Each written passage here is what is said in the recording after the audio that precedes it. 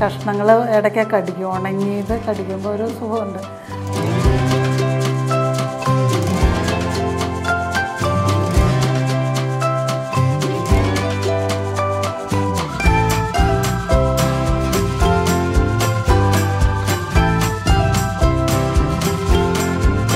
ശരിക്കും പറഞ്ഞാൽ ഈ ഒരു ചമ്മന്തി കുറച്ച് ഒരു നല്ല ചൂടൻ ചോറും കുറച്ച് തൈരും ഒക്കെ ഉണ്ടെങ്കിൽ തന്നെ എനിക്ക് തോന്നുന്നു നന്നായിട്ട് നമുക്ക് ആഹാരം കഴിക്കും. എല്ലാ ദിവസമുള്ള കറികളിൽ നിന്നും ചമ്മന്തികളിൽ നിന്നൊക്കെ ഒരു മോചനം.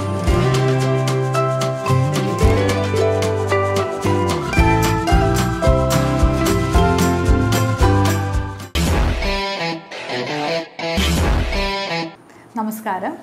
അപ്പോൾ ഇന്ന് വേറൊരു പുതിയൊരു ഐറ്റവുമായിട്ടാണ് വന്നിരിക്കുന്നത്. ഇതിൻ്റെ പേര് കേട്ടാൽ നിങ്ങൾക്ക് എല്ലാവർക്കും അറിയുമോ എന്നെനിക്കറിയില്ല. പനിച്ചംപുള്ളി ഇലകളാണ് ഇവിടെ വച്ചിരിക്കുന്നത്. പനിച്ചംപുള്ളി ചമ്മന്തിയാണ് ഇന്ന് നമ്മൾ ഉണ്ടാക്കാൻ പോകുന്നത്. അപ്പോൾ അമ്മ എൻ്റെ കൂടെ ഉണ്ട്.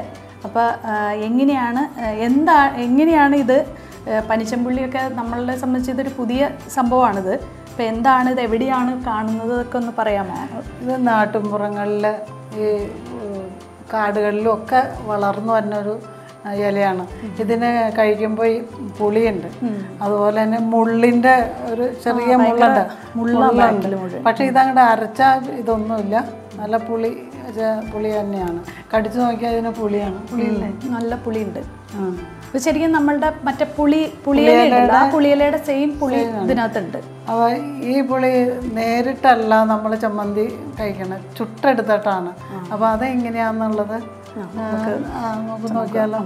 അപ്പോൾ ഇതിന് ഇൻഗ്രീഡിയൻസും വളരെ കുറവാണ് അല്ലേ. അപ്പോൾ ഇതിന് ആകെ കൂടി വേണ്ടത് കുറച്ച് കാന്താരി മുളകും കുറച്ച് കല്ലുപ്പും പയറും മാത്രം മതി അല്ലേ. അപ്പോൾ ഇതിന് ഉള്ളി അങ്ങനെയൊന്നും വേണ്ട, ഉള്ളി ചേർക്കില്ല ഇതിന്. അതൊരു പ്രത്യേകതയാണ്. ഈ ചമ്മന്തിക്ക് മാത്രം ഉള്ളി വേണം. അതിന് പകരം ഇതിപ്പോൾ ഓപ്ഷനാണ്, ഇതില്ലാന്ന് ഓർത്തും കുഴപ്പമില്ല. ഇത് തലേദിവസം ഈ പയറൊന്ന് കഴുകിയേച്ച് വയ്ക്കണം. അപ്പം എന്നാ വെച്ചാൽ ഒരു ഇത് വൻപയർ ശരിക്കും ഉപയോഗിക്കണം. അതേ പയർ തന്നെയല്ലേ. അത് ഒന്ന് കഴുകിയിട്ട് വെച്ചാൽ ഒന്ന് കുതിർന്നിരിക്കും. പച്ചപ്പയറും ഉപയോഗിക്കാം അതിന്. നല്ല ഒരുക്കണ പയറാണെങ്കിൽ നന്നായിരിക്കും, നമ്മുടെ സാധാരണ. പക്ഷെ അതിപ്പോൾ ഇല്ലാത്തതുകൊണ്ട് ഞാനിപ്പോൾ വൻപയർ ആണ് എടുത്തേക്കണം. വൻപയർ അതിൻ്റെ ഒന്നുകൂടെ പറഞ്ഞു കൊടുക്കുക പ്രേക്ഷകർക്ക്. അതെങ്ങനെയാണ്, എത്ര വെള്ളം സോക്ക് ചെയ്ത് വെക്കാൻ പാടില്ല, കഴുകിയിട്ട് രാത്രി ഒന്ന് കഴുകി വെക്കുക. അപ്പോൾ അതിന് ആ ഈർപ്പം അത് വലിയ ആ ഈർപ്പത്തിൽ തന്നെ ഇരിക്കണം, വെള്ളത്തിൽ ഒഴിക്കുമല്ല. ഇതൊന്ന് കഴുകി വെച്ചാൽ മതി. അപ്പോൾ അത് ഒരു മയമായിട്ട് കിട്ടും. അപ്പോൾ നമുക്ക് ചതച്ചിട്ടാണ് ഇതിൽ പതിപ്പിച്ചാണ്. അത് അവസാനമല്ലേ അത് നമുക്ക് കാണാം. ഇത് ആദ്യം നമുക്കിതൊന്ന് അരച്ച് എടുക്കണം. അപ്പോൾ അതിന് എന്തൊക്കെയാണ് ചെയ്യേണ്ടതെന്ന് വെച്ചാൽ ഈ പുളി, കാന്താരി മുളകും ഉപ്പും ഇലയും കൂടെ അരക്കണം. അമ്മിക്കല്ലിൽ വെച്ച് അരച്ചെടുത്തിട്ട്, അല്ലെങ്കിൽ മിക്സിയിലായാലും മതി, ഒരു കുഴപ്പമില്ല. മിക്സിയിൽ ശരിക്കും ഒന്ന് അരച്ചെടുക്കുക. അത് കഴിഞ്ഞിട്ട് ഇത് ഈ കല്ലില്ലേ, നമ്മുടെ ഇടികല്ലിൽ വെച്ചിട്ട് നന്നായിട്ടൊന്ന് ചതച്ചെടുത്താൽ മതി, അരയരുത്. ഇത് സെപ്പറേറ്റ് വെക്കണം. ഒരു പൊടിക്കുന്ന രീതിയിലാണ് ചതയ്ക്കണ പോലെ ചതച്ച് വെക്കണം. അത് കഴിഞ്ഞ് ഈ അരച്ച മിശ്രിതം നമ്മളിങ്ങനെ ഒരു ഇലയിൽ ഇങ്ങനെ പരത്തി വയ്ക്കും. എന്നിട്ട് ഈ പയർ അതിൻ്റെ മുകളിലേക്ക് അങ്ങോട്ട് പതിപ്പിച്ച് വയ്ക്കും. അപ്പോൾ ഉള്ളിലേക്കും ആവും, ഒക്കെ ആവും. എന്നിട്ട് ഈ ഇലയിൽ പരത്തിയിട്ട് ഈ ഇല കൊണ്ട് അടച്ചിട്ട് ഇങ്ങനെ ചുട്ടെടുക്കണം. ദോശക്കല്ല്, പഴയ കാലത്ത് ദോശക്കല്ലില്ലേ, ഏത് പാനായാലും മതി, അങ്ങനെ ചുട്ടെടുക്കണം. ഇതിങ്ങനെ മറിച്ച് ഇട്ട് അങ്ങനെയാണ്. അപ്പോൾ അതിൻ്റെ പ്രൊസീജിയർ. അപ്പോൾ എന്നിട്ട് ഉണങ്ങി വരുമ്പോഴാണ് ശകലം വെളിച്ചെണ്ണ മുകളിൽ തൂവി കഴിക്കാം. 2-3 ദിവസം ഇരിക്കുകയും ചെയ്യും. അപ്പോൾ ഇതുകൊണ്ട് എന്തെങ്കിലും ഒരു ഹെൽത്ത് ബെനിഫിറ്റ് ഞാൻ ചോദിച്ചു കഴിഞ്ഞപ്പോൾ ഇതിനകത്ത് പറയുന്നത് വയറിന് ഈ പുളിയാണെങ്കിലും ഇത് വയറിന് കുഴപ്പമില്ലാത്ത ഒരു ചമ്മന്തിയാണ്. അല്ലെങ്കിൽ വയറിൻ്റെ ഡൈജഷനെ ഇമ്പ്രൂവ് ബാധിക്കില്ല.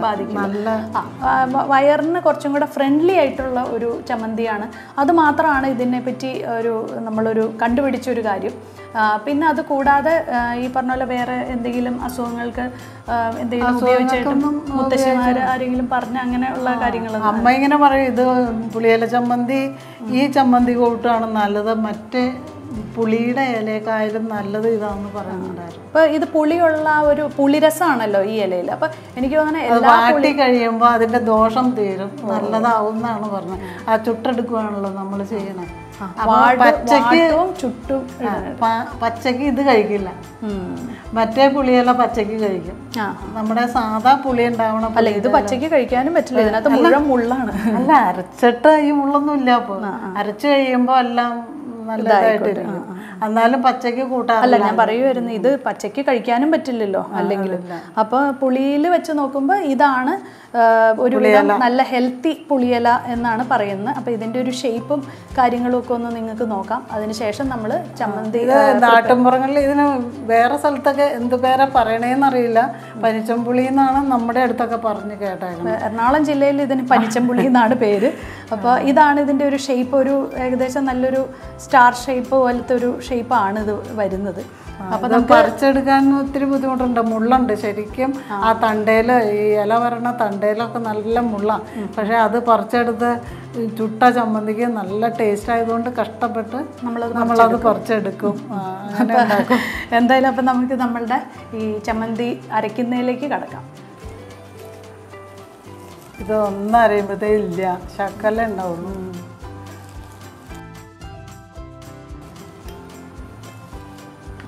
അല്പം ഉപ്പ്, ഞെട്ട് കളഞ്ഞ് എത്ര മുളക് വേണേലും ഇടാം, നല്ല എരിവുള്ളവർക്ക് ഇഷ്ടമാണ്. അവനവൻ്റെ ഇഷ്ടമനുസരിച്ച് ഇടാം മുളക്. പാകത്തിന് മുളക് ചേർത്താൽ മതി. പിന്നെ മതിയാവും. നല്ല പുളി ആയതുകൊണ്ട് ശകലം മുളകോട് വേണം. നല്ല പുളിയാണേ. ഇതൊന്ന് അരച്ചിട്ട് വരാം കേട്ടോ. വെള്ളം ചേർക്കാതെ അരച്ചെടുത്തിട്ടുണ്ട്. അപ്പോൾ ഇത് ഇതുപോലെ വളരെ പതുക്കെ തന്നെ നന്നായിട്ട് ഈ ഇലയിൽ ഇങ്ങനെ പതിപ്പിച്ച് കൊടുക്കുക. ചെറുതായിട്ട് ഒന്ന് ക്രഷ് ചെയ്തെടുത്തിട്ടുണ്ട്. അപ്പോൾ ഇത് നമുക്കൊന്ന് ഇതിൻ്റെ ഉള്ളിലേക്കൊന്ന് ചേർക്കാം. ചമ്മന്തി കഴിക്കുമ്പോഴേ ഈ പയർ ഇങ്ങനെ കടിക്കാൻ പാകത്തിനാണ് ഈ ഒരു ഇത്. പയറിൻ്റെ കഷ്ണങ്ങൾ ഇടയ്ക്ക് കടിക്കും, ഉണങ്ങിയത് കടിക്കുമ്പോൾ ഒരു സുഖമുണ്ട്, സ്വാദുണ്ട്. അപ്പോൾ അതിനു വേണ്ടിയാണ് കൃഷി ചെയ്തിടുന്നത്. അപ്പോൾ ഈ തൊണ്ടോടുകൂടി തന്നെ ഇടുന്നത്. ഓക്കെ. അല്ലെങ്കിൽ ഇതാണ് ഇതിൻ്റെ ഒരു ഫോം. ഇത് നമ്മൾ ഇതുപോലെ നമ്മൾ ഒരു ഇല മറ്റൊരു ഇലയായിട്ട് നന്നായിട്ട് ഇങ്ങനെ ഒന്ന് പൊത്തി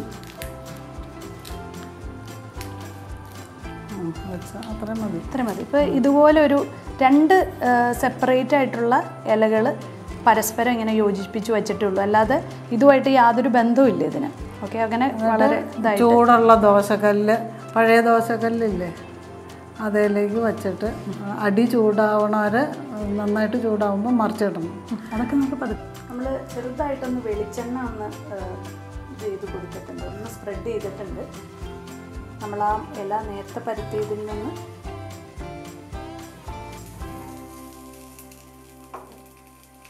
അടിവശം ശരിക്ക് ചൂടായി കഴിയുമ്പോൾ നമുക്കിത് മറിച്ചിടണം. അത് കൈകൊണ്ട് എടുക്കാൻ പറ്റില്ല, ചൂട് കാണും. അപ്പം മറിച്ചിടാൻ നോക്കുക, ഇങ്ങനെ മറിച്ചിടാം. നമുക്ക് തുറന്ന് നോക്കാമോ? തുറന്ന് നോക്കാം. പക്ഷെ ആയിട്ടില്ല, ഇങ്ങനെ കുറേ നേരം കിടക്കണം. വരണ്ട് വരണം, അത് വെള്ളാംശം മുഴുവൻ പറ്റും. പക്ഷെ ഇതിൻ്റെ പ്രത്യേകത എന്താണെന്ന് വെച്ചാൽ ഒത്തിരി ദിവസം ഇരിക്കും, കേടാവാതെ കുറേ ദിവസം ഇരുന്ന് നമുക്ക് കഴിക്കാൻ പറ്റും. നമ്മൾ ഒരു ബൗള് ഇല എടുത്തിട്ട് കുറച്ച് അരച്ച് കിട്ടുമ്പോൾ കുറച്ചേ ഉള്ളൂ, മറിച്ചിടാം. ഒരു ശരിക്കും ഉണങ്ങി വരണ്ട് വരണം. ഈ ഇലയൊക്കെ ശകലം കരിഞ്ഞിരിക്കും, വെള്ളം ഇറങ്ങി വെച്ച് വറ്റി വരണം. ശരിക്കും ഉണങ്ങി നമുക്ക് ഒടിച്ചെടുക്കാൻ പാകത്തിന്. ഇത് കുറേയൊക്കെ കഴിഞ്ഞിട്ട് നമുക്ക് ലോയിൽ വെച്ചിട്ട് ഈ ഇത് ഫ്ലെയിം ലോയിൽ വെച്ചിട്ട് വറ്റിച്ചെടുക്കാം. ഇലയൊക്കെ ഈ അരിയൊക്കെ കത്തുകയൊക്കെ ചെയ്യും, എന്നാലും ഇത് ഉണങ്ങി വരാൻ കുറച്ച് സമയം. ഇത് ഇത്തിരി പ്രോസസ്സുള്ള ഇത്തിരി ഒരു ലെങ്തി പ്രോസസ്സാണ്. അപ്പോൾ അതുകൊണ്ട് നല്ല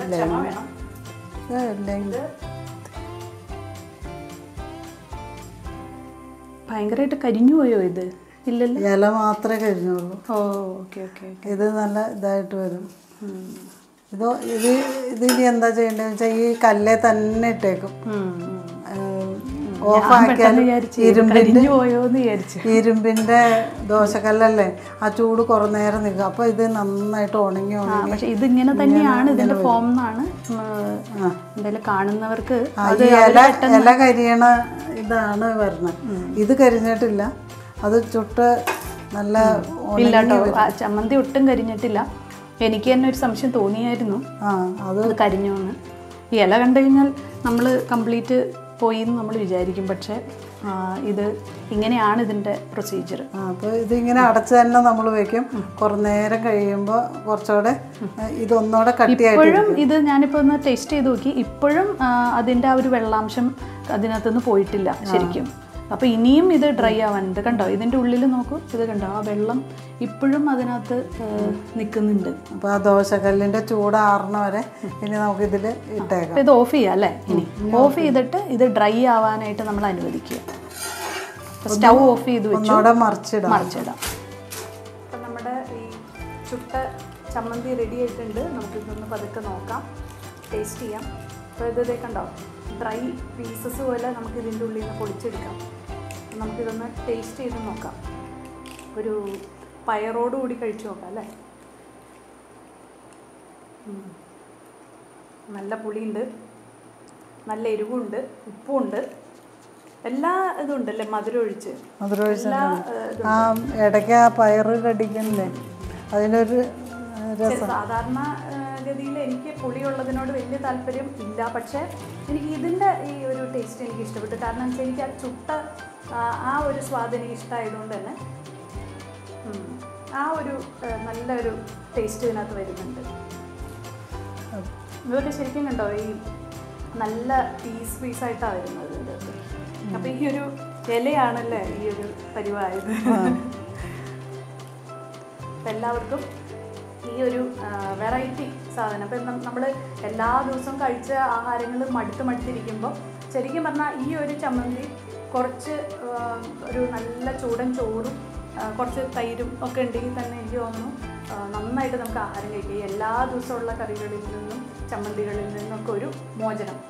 അപ്പം എല്ലാവരും ഇത് വയറിന് വളരെ ഫ്രണ്ട്ലി ആണ് കേട്ടോ. അപ്പോൾ ഇതിൻ്റെ ഒരു ആരോഗ്യത്തിൻ്റെ ഒരു സൈഡ് നോക്കുവാണെങ്കിൽ ഇതൊരു സ്റ്റൊമക്ക് ഫ്രണ്ട്ലി ചമ്മന്തി എന്ന് വേണമെങ്കിൽ നമുക്ക് പറയാം. അപ്പോൾ ഇത് ചുട്ട ചമ്മന്തി, ഓക്കെ, ഇലയിൽ ചുട്ട ചമ്മന്തി, പനിച്ചമ്പുളി ഇല. അപ്പോൾ എല്ലാവരും ഒന്ന് ട്രൈ ചെയ്ത് നോക്കൂ. അപ്പോൾ നിങ്ങളുടെ വീടിൻ്റെ അടുത്തൊക്കെ ഈ ഇലയുണ്ടോ എന്നുള്ളതൊന്ന് കണ്ടുപിടിച്ച് ഇതൊന്ന് ട്രൈ ചെയ്ത് നോക്കുക.